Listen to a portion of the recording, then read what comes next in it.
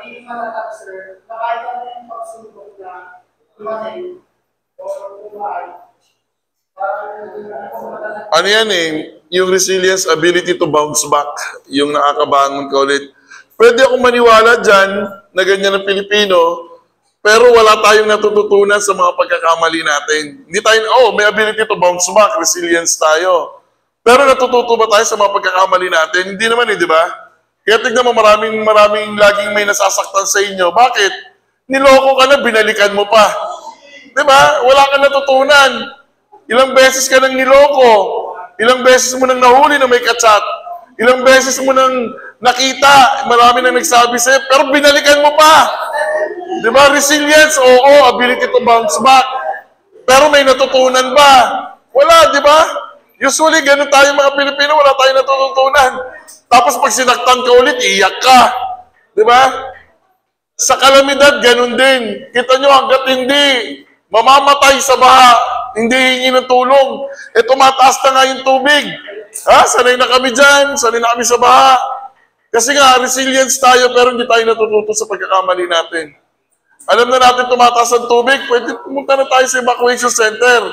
Marami ang hindi pumupunta. Kasi nanghihinayang sila. Yung iba naman, siyempre, huhupa din yan. Pero pag may namatay, ang sisisihin, yung gobyerno.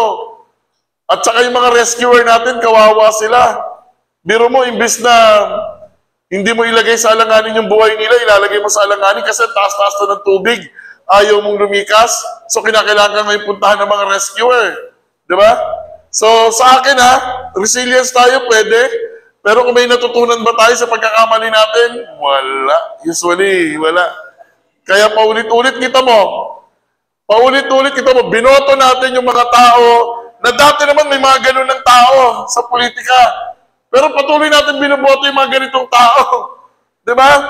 Mga artista, sikat lang, boboto natin. Nagkaroon na tayo ng mga artista dati, wala din naman nagawa sa gobyerno natin. Hindi tayo natututo. Kaya ang bansa natin patuloy na bumababa at hindi tayo tumataas. Pag sikat, boto. Sinabi ng buong pamilya, magaling yan, boto. Wala tayong sariling desisyon sa pagbabago natin. Hindi pa kayo pinapanganak. Problema na natin yan. Hindi tayo natututo. Ngayon, nandito na kayo, mga college student na kayo. Yan pa rin ang problema natin. And I do believe, time will come. Yan pa rin ang magiging problema ng mga anak nyo, mga apo nyo, pag dumating ang tamang panahon. Okay? Sige, continue.